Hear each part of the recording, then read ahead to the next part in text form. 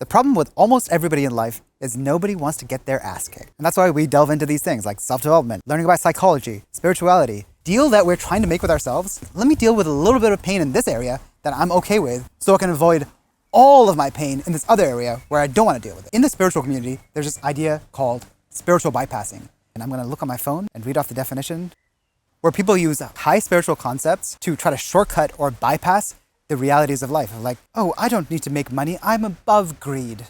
When in reality, you do have physical needs, and then that screws you somewhere else. All right, we'll dive into that. So what we're going to talk about today is that that's just only one area. That's the spiritual realm. There's also other areas. There's the analytical realm and the material realm and the area of like physical contentment. Maybe your issue you might be bypassing using these other areas. But generally, the theme we're looking at for here is that you think you're above something, but you're actually below it. You think you're at the end of your journey, but you haven't even left the house. Let's dive a little bit deeper into spiritual bypassing. There's a lot on this topic already, so I won't beat it to death. But generally, the idea is that you have an abstract value of how things should be. Oh, we should be above money. Oh, we should be good people. We should be not attached to the world. And so we all have this higher self of these higher ideals. And the problem is that the spiritual side casts a shadow. You can look up like Carl Jung's shadow onto the practical and realistic. Like, how are you going to make money? Who's going to pay rent? What are the things that are observable in the world that you have to face? Just because you have all these high ideals, you have some kind of spiritual practice, you have some kind of like meaning in your life, it doesn't mean that when you're faced with the reality of life, that you will be able to hold on to those convictions. It's very easy to be like, you know what, I don't care about money until it actually happens. And then all of a sudden, you can't embody these values that you have because on some level, you resent yourself for not being able to make things happen in reality. Or they'll live a very small life. Like, fine, you have these great ideals. Why don't you find a way to make them happen in reality and you can lift up humanity? Let's move on to the next one. Analytical bypassing. I like this one because this one is me. So this is where maybe it's very comfortable for you to understand things, which can be a little bit harsh. You're kind of facing the reality of like, oh, I am doing this, or this is happening, or this is how things work. But you can't avoid the fact that your physical body feels pain, it feels loss, sadness, and has wants and needs and desires. You can't just circumvent that because you understand it.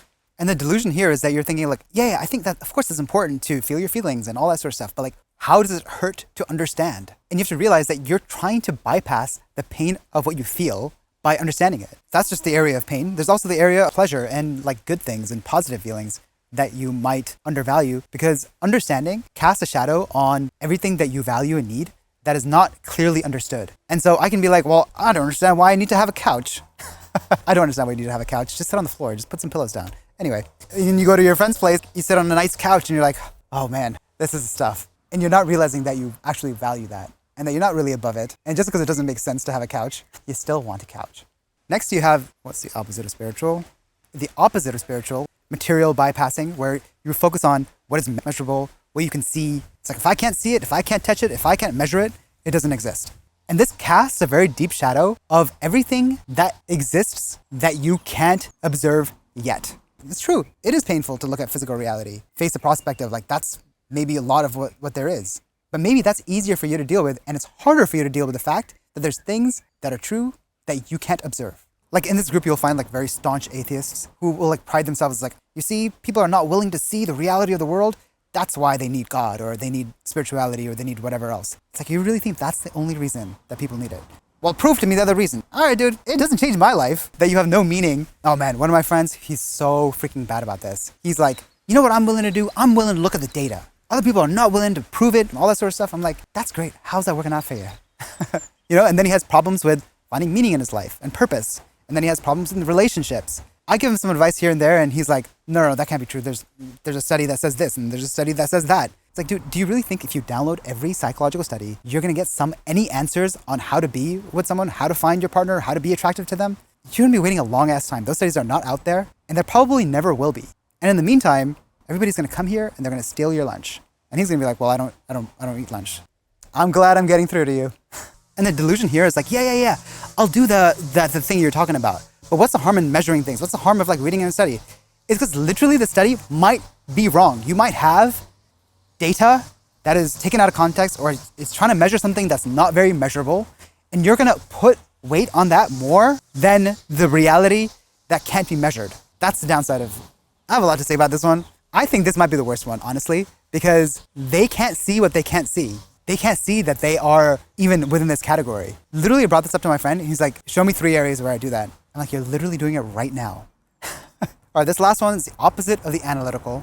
I don't know what we can call it. Something like contentment bypassing. You focus on your physical needs, your comfort, let's say living a good life. So you'll find like a lot of this like living my best life and being authentic and all that sort of stuff in this area. Look, that's hard to argue against that, right? Against living a great life that makes you happy and all that sort of stuff. The downside is that if you don't understand where your drives are coming from, you don't know which ones are leading you off a cliff. And so you'll find like, oh, my life is great, and then it falls off a cliff. My life is great, and then it falls off a cliff, and you don't know why. And so this is the opposite of the analytical side. And so you have to look into which needs and your desires and your natural inclinations that you should actually ignore, that are actually negative, that do hurt other people or yourself in the long term. Okay, so in all these areas, it's gonna be really hard to see that you're doing it because you're gonna have a token version where you do that. So if we take the last example, the fulfillment bypassing, the anti-analytical, and they might be like, well, that can't be me because I'm watching you, and this is analytical, right? Yeah, it is. But you need to look in the areas where you're not willing to bring scrutiny into your life, where it might mean that you have to give up something that you really like and enjoy and that brings fulfillment in your life. Well, then what areas do I do that in? Can you make me a list of every area that I might do it in, and then I can review it? No, I'm not gonna make a list of every single thing. I'm making a fucking video. I don't have time for this like back and forth with an imaginary person. Go figure it out yourself. Or the material types, what you'll find is actually they might be religious, but they'll be religious in a very like measurable way. It was like, well, I did 12 Hail Marys today, and which is up by 15% to last year. So I feel like I'm becoming more spiritual. It's like, bro, I think you're missing the spirit of what this practice is about. It's kind of like in all these areas, like you're trying to wade into like a cold lake. Everybody's in it, and you've got your knees in it. And you're like, oh, it's really cold. And everybody around you is just like, dude, just come in. You're gonna have to come in at some point. Like your hair's not even wet. And you're like, oh, okay. And you just grab some water and you wet your hair and you say like, okay, we'll see, my hair is wet now. And like, that's like kind of like a token version. It's like, okay, I got my hair wet. What else do you want? Until some point, you're gonna piss someone off or piss something off, and it's gonna be like, all right, dude, you're done. We're pulling you in. And you get pulled in the water and it's gonna be like, oh my God, it's cold. And everybody else is gonna be like, we know, we've been here. Does it get better? Nope. And then that's life. That's all I got. Big thank you to Heidi Prieb. Check out her channel. It's where I got this idea for intellectual bypassing. She has a really cool video on it. I'll link it in this whatever thing is at the bottom. And that's it. And of course, as always, remember, the only way to be kind is to tell the truth. God. That's a take, right? That's pretty good. The problem is that I feel like I have to get it out before the f***ing thing blows away. Even though it's not that windy, I need to find a f***ing solution for this shit. It's really pissing me off. Feel the feelings. I'm so f***ing annoyed. It's not logical, but I actually feel hate for this reflector. Like, I got you and I thought that we would be friends. I thought that, oh, this would be a great way to have light on my face when I'm outside. And then I bring you out, and what do? You fucking blow in the wind, and you fuck all my shots up. And I don't like you. There, I felt my feelings. I felt my f***ing feelings. You know what? I actually do feel better.